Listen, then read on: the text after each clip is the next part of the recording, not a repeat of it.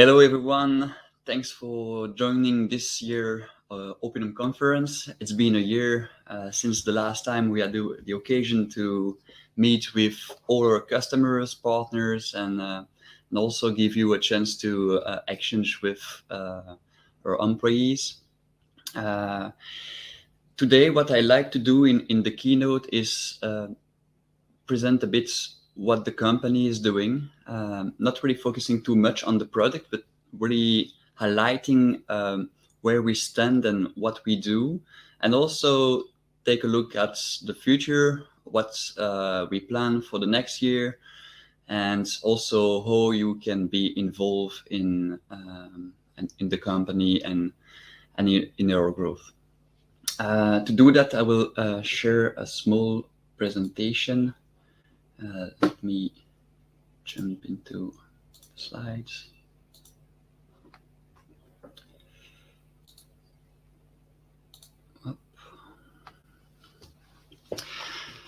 First of all, when we started the company, we had this mission of doing something positive for the planet, for the people, by creating and using our skills in data management. This was really the mission of Opinum, is really make sure that all our skills and engineer software skills could be leveraged for the energy transition. And today we are still very committed to this mission, and you will see later on how. In terms of vision, we do think that technology can definitely help by helping monitoring human impact on the planet, but also by better managing assets, and also give feedback to people about the energy consumption. And we want to create this vision together also with our customers, but also with partners. And we do think that technology is a tool, but will not be enough, and we'll have the occasion to discuss that during the keynote. And then the value that we have, being an innovative company, we want to bring trust with our customers, with our partners, and we are very committed to be customer-oriented. Very important for us.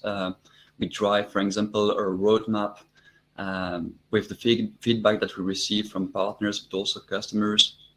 And it's really key for us to make the company move to the right direction. Let's focus a bit on the mission. The mission is to leverage our skills to create the best data hub that you could imagine for the water and power sector. If I look back to the last year, we invested so much into this data hub. We started to rewrite the front end of the portal of the data hub, and we rewrite it from scratch to improve the performance, and also to make sure that the technology that we use can last for the long run. And we had this big migration of Angular to the benefit of all the users. We also started to introduce our graph database. For now, it's really an underlying layer providing faster access to metadata and relationship into the data hub. It's not yet exposed or really visible in the interface, but we are very committed to leverage more this graph DB for the different use cases we target. One of the biggest challenge we had also in the last years was really to make sure we could run this data hub on a multi-cloud environment. Last year at the conferences, we had the occasion to discuss with Agora, for example, which provide us a sovereign cloud offering. But since then, we also installed the data hub on-prem for different customers, and we are more and more cloud independent in the technology choice that we do for the data hub. And that's very important that we can run everywhere. And this is particularly important for Europe in the sense that energy data is considered as critical data. And we see in countries like France, for example, that it's difficult to run our solution on American clouds, and we need to provide access to the data hub on sovereign cloud. And it's very strategic, and it has been in the core foundation of the data hub for the last years. Another hot topic is obviously security. We see security becoming more and more important.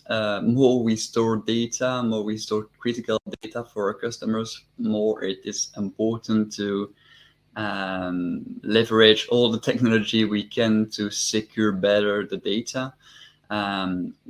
For some of you might know that we run every year a pen test, which was successful, passed in June, and we are really committed to perform this kind of test every year, and if we need to do it multiple times a year, to also create the trust in between Opinum and the partners and the customers. GDPR is also a hot topic, especially with the new kind of project we do for the last year, where we delegate energy data access for B2C customers. It's becoming a very important topic for our customers, and we want to make sure that the platform is compliant. We have at Opinum obviously a DPO assigned, and we want to leverage what the legislation and the regulation force us to do directly as a feature of the data hub. And you will see we already introduced, for example, APIs to definitely remove data points from the data hub. For example, in the case you need to remove data points after 3 years of storage in the data hub for GDPR compliance. We introduce this kind of APIs, but we want to get beyond that and propose more features around that. Enriched API, very important as well. There will be a session afterwards, but we, as you know, we are a company API driven. We do an API first approach to development, which means that you will always have more features in the APIs than in the portal, because we develop first the features as an API, and then we try to see how we can leverage this feature in our generic portal. We also improve some of the core features of the data hub. Alerting was there since the beginning of the data hub foundation, and now we are also looking into these features to improve it. It is the same for dashboarding, reporting, user access management. All these features already existed in the data hub, but we want to propose you with sometime an easier access to this feature and sometime an enriched access to this feature with more features, more option to target more critical use cases. Mission, obviously, as I've mentioned before, we want to provide a technology that will help the energy transition, but we want also to participate into it. We know that technology is also a CO2 emitter, and we want to commit on monitor, decrease, and eventually compensate our CO2 footprint. And this will go in that order, because we do think that before compensated, it need to be decreased. And this is very important. We get a bit of help with the COVID, obviously, that decrease a lot the commute in between office and home. Although we need to find ways to make it permanent, this decrease in time, to make sure that we also help at our site to decrease the CO2 emission. And very important also in our mission is to be aligned with what we propose in terms of sustainability. Obviously, if you want to learn more about the new features and the API and some of the topics that I've mentioned earlier, there will be 2 sessions, one with Georges Legros, who's co-founder and CTO of Opinum. It will be highlighting the new features introduced the last year in the Data Hub APIs. And you will also have the chance to meet a new joiner in the company, Stéphane Moya, who is project manager and who will take care of introducing to you the alarm management, which is an evolution of the alerting feature that we have. We already tested this feature in there is already two customers, I think, already using this feature, and that will be a good occasion for you to look at what is possible with this new feature, and also eventually contribute to the evolution of the alerting feature. Vision, we really want to have a positive societal impact, which means that we need to look at what kind of use case can be used or can be targeted by the platform. Our platform is, even though it's really focused on the water and energy sector, we do see that the people looking at the data, the customers and the prospects, they see a lot of potential. But for us, it's very important to focus on use cases, leveraging the data that could have a real positive societal impact for the planet and for the people. The first one is what we call the Smart Data Portal. It's really provide secure access to smart meters data and insights for cities, companies, and citizens. This is one of the 3 use cases where we started to focus last year with actually great success, because it is becoming one of the most use case in leveraging the Data Hub. And all the idea is to say, okay, DSOs and power and water utilities, they are sitting on a lot of data, and what if we could potentially use this data, especially the smart meters data, to provide not only access to this data, but also enrich and insights for all the energy users, being the cities, the companies, and the citizen.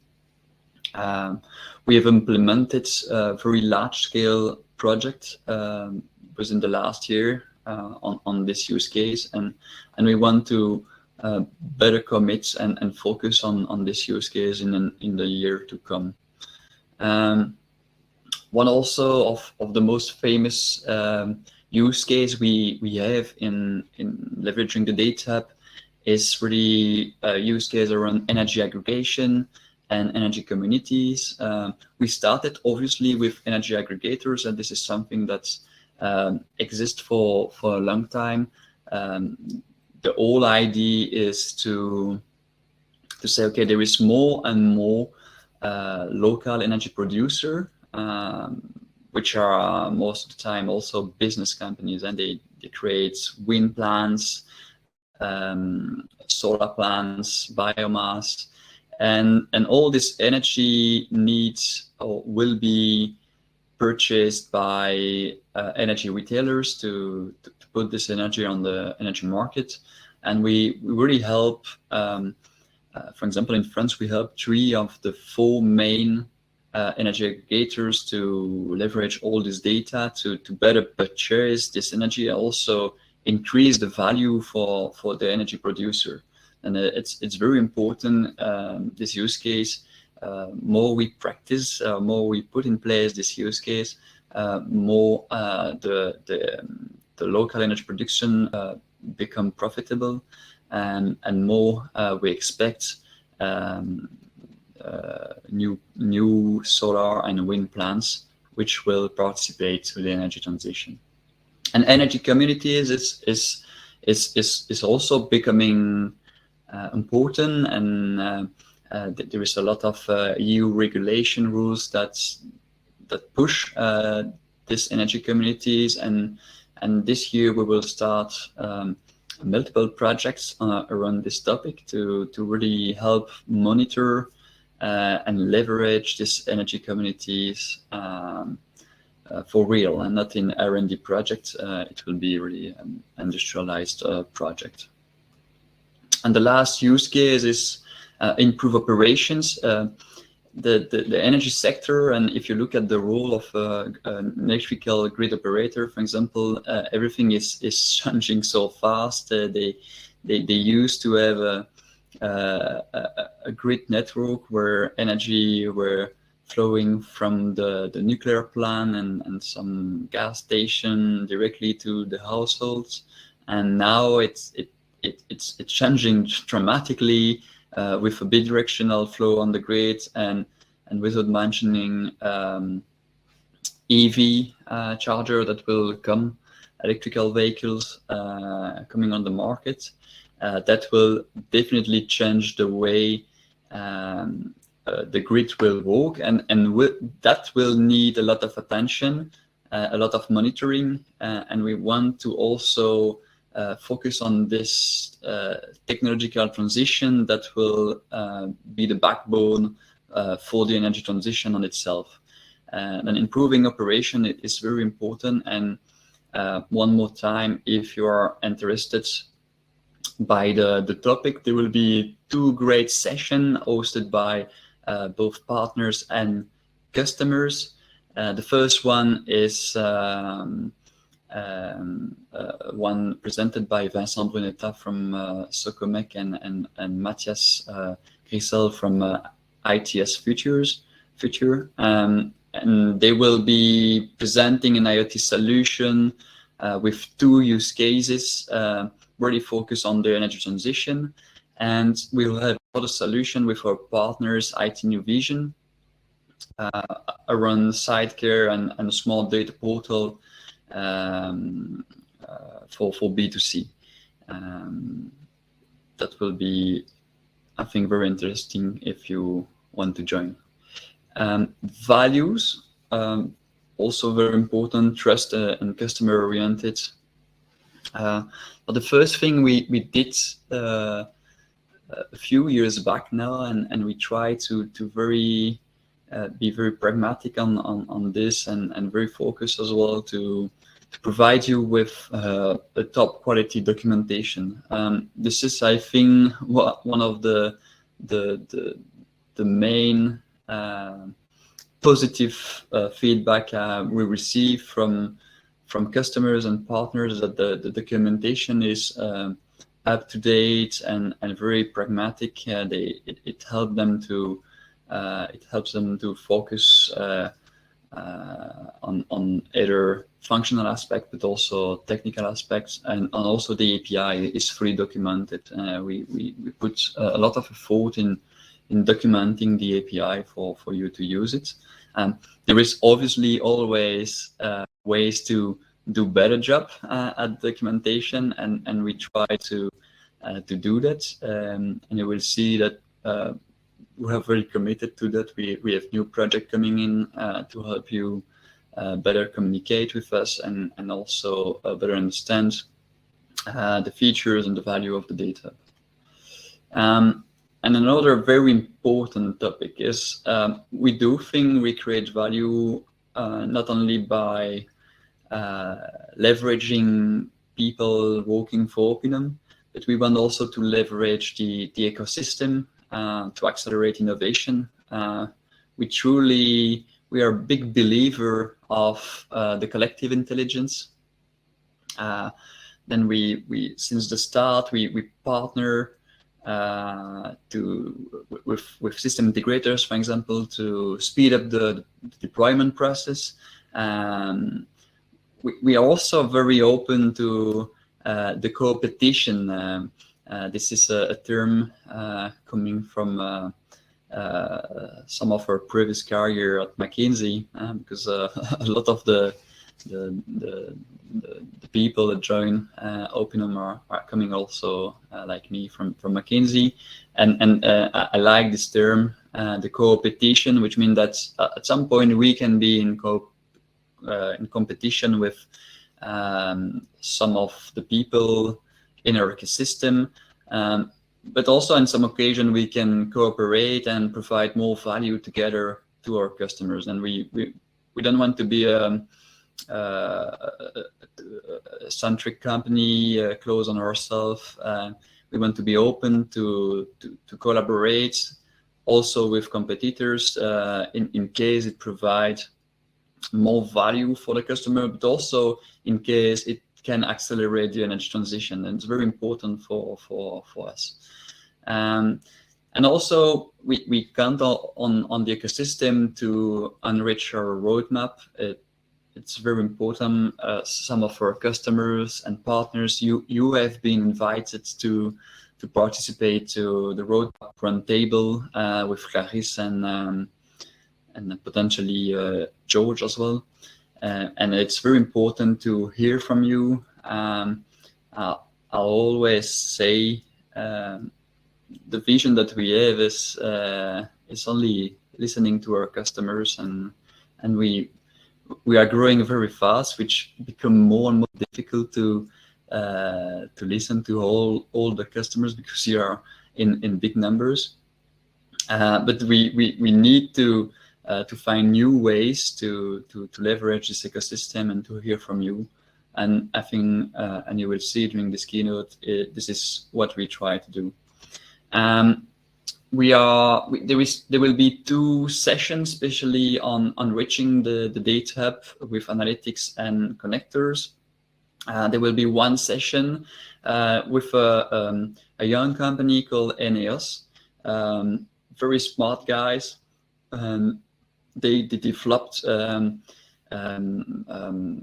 energy forecasting and baselining technology.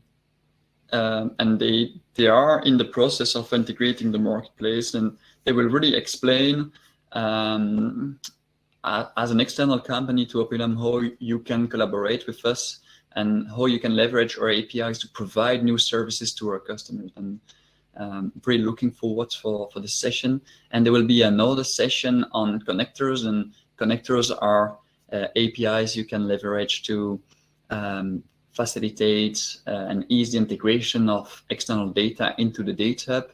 And we'll have our partners integrate, providing you guidance. It's really technical session, providing you guidance on how to create a new connector on the data hub. But obviously, this is where we stand. This is we are not going to stop the evolution of Opinum.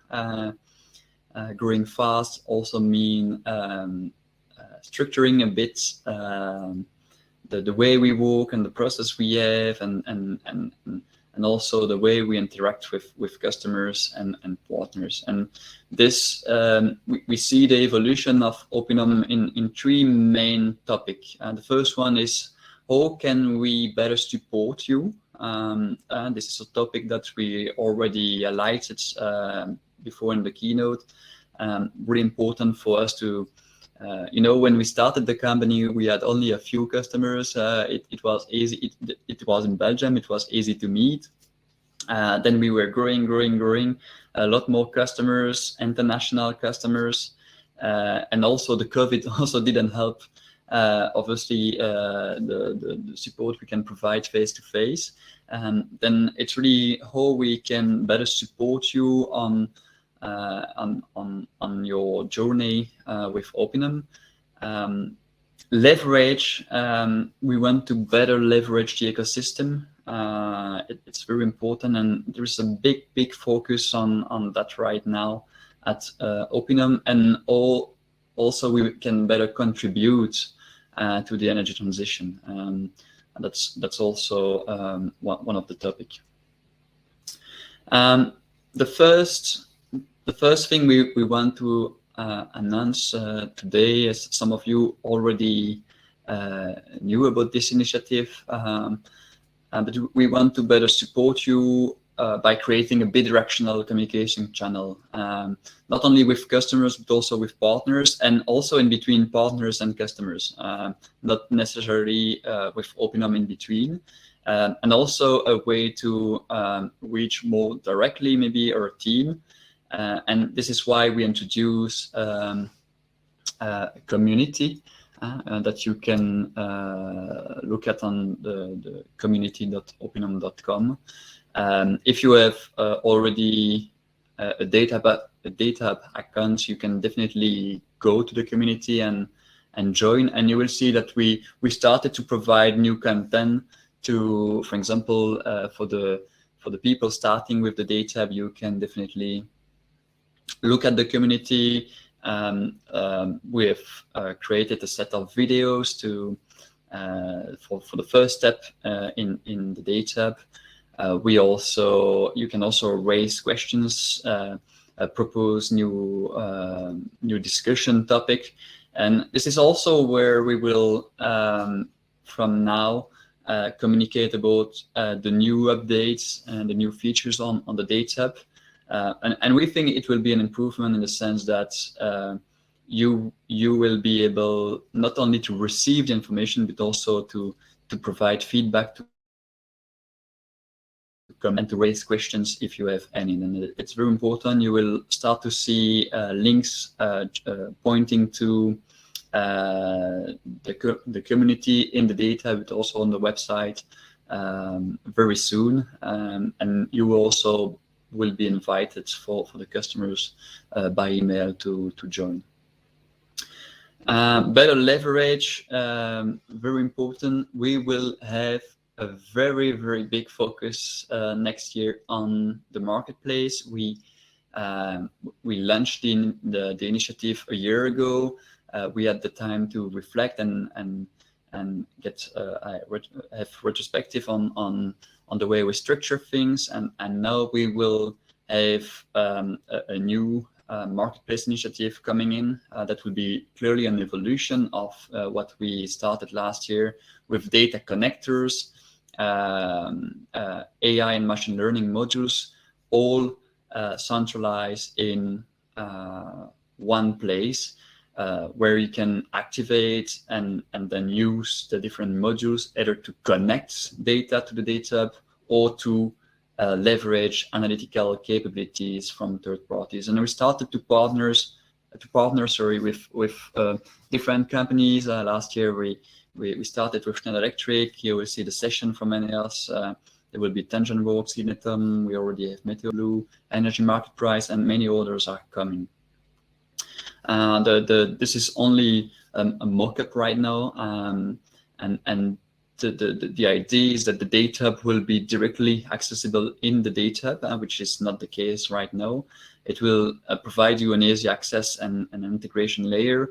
It also provides you with right management, because you will be able to activate or deactivate modules for your users in the data. We will think also about private marketplace initiative in case you want to launch modules that are that you want only to give access to your users without publicly being accessible to other companies. And it will also provide you directly a pricing estimation. I wanted to give you a look at, we activated the Schneider Electric module on a local environment of the data. You can use Schneider. You can then put a name and define what would be the frequency at which you will execute the Schneider module. Then when you create it, you need to define what are the inputs that you want to provide to the model. And in case of Schneider, as it is a building energy modeling module, you need to provide access to historical consumption data and also temperature data that you will be able to see, okay, what are the data that you will send to the data hub, the different let's say calculated variables that will be created with this model.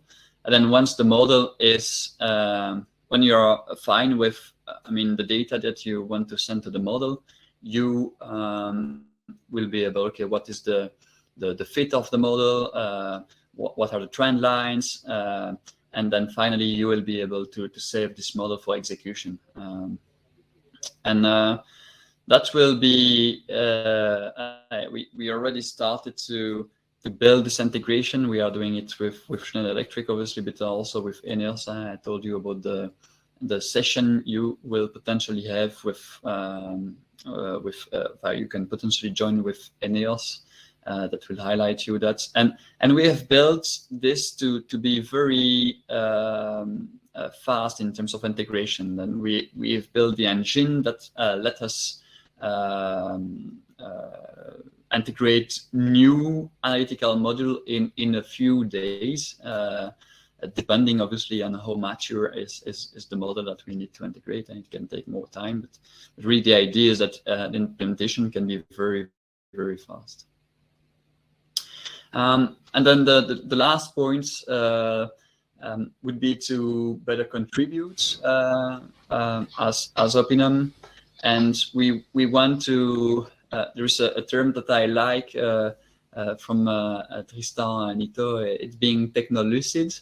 And I think it's really important to mention that technology is a tool that you can leverage for a goal, but it's not the goal in itself. And change in behavior is really mandatory.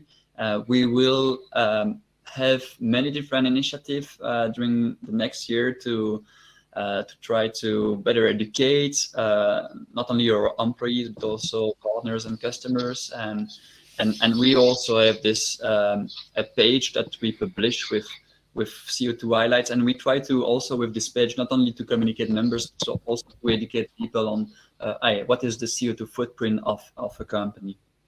And now I will stop sharing my screen, and I'd like to invite Tristan Nito.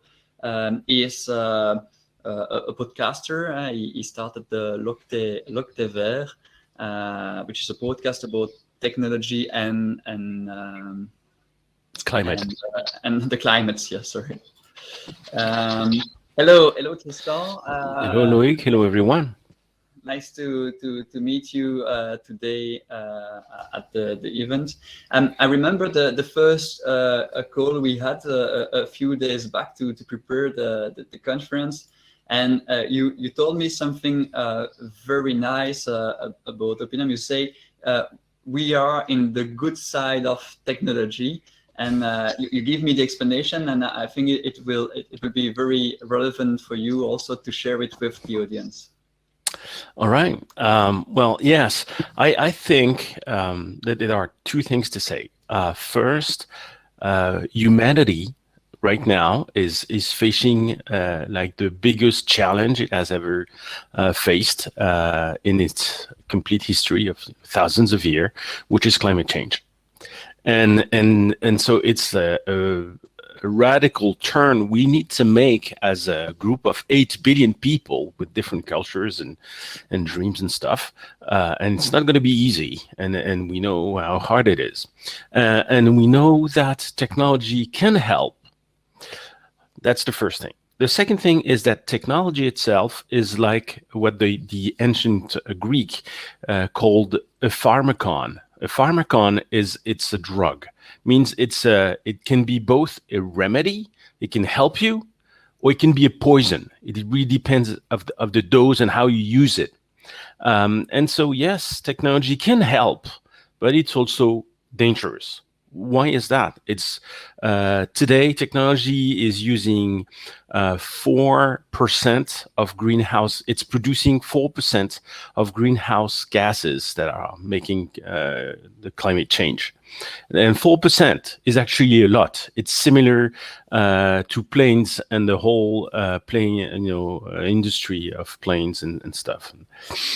So it's and also it's growing, which is not so good. So because we need to reduce our greenhouse gases, we need to reduce carbon dioxide.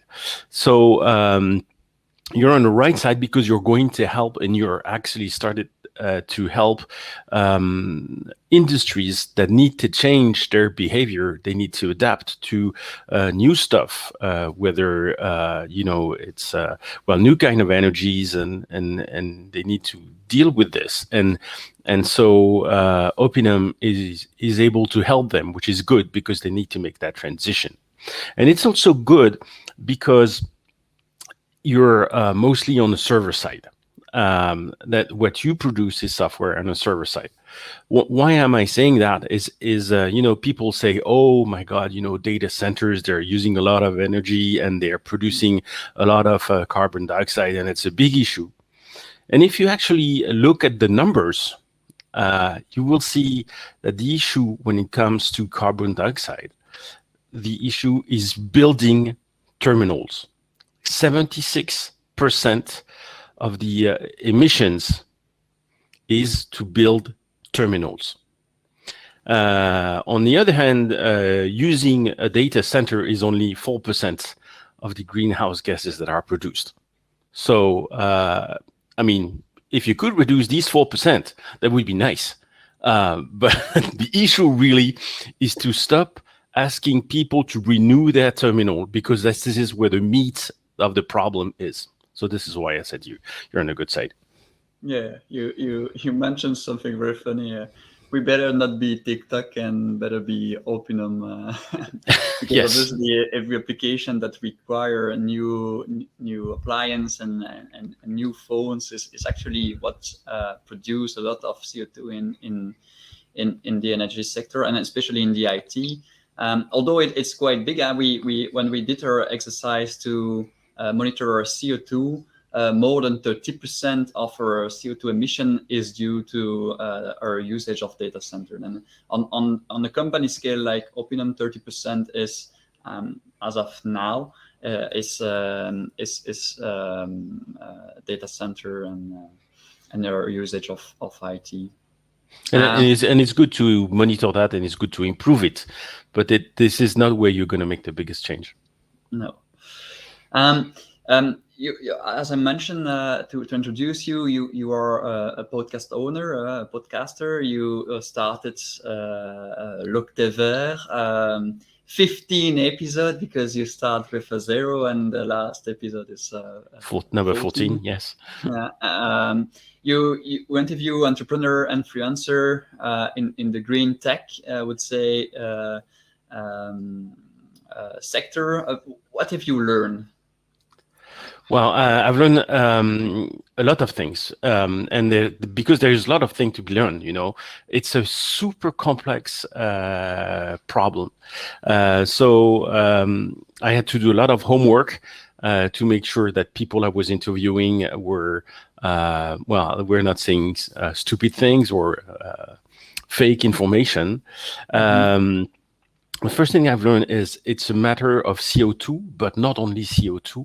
It's also a matter of water, because, in a data center, for example, you need water to cool down the servers. And this is where you use a lot of water. You also use a lot of water when you produce terminals, because of the way you make chips uses a lot of water. And so water is an issue. CO2 is very important because of climate change, but we also are damaging the earth with polluting water by mining materials. the more we make terminals and equipment, the more mineral stuff that we use, and it cannot be replaced. And we're really bad at recycling these also. So we're using it and not being able to reuse it later. So there are several dimensions with the IT and technology that we need to take into account, and then not only CO2. The second thing I already told you is that the most of the CO2 is produced by fabricating terminals, and by terminals I mean smartphones and tablets and desktops and laptops, and also TVs, because TVs are connected now and they're big, and their technology in it is complicated, and they're really hard to recycle, and they use a lot of complex material and rare minerals in it. What else? Well, and then the final thing maybe is that if we want to really make an impact, we as an industry need to learn how to make the terminals last a lot longer. Today, a smartphone in Europe is replaced on average every 33 months, less than 2 years.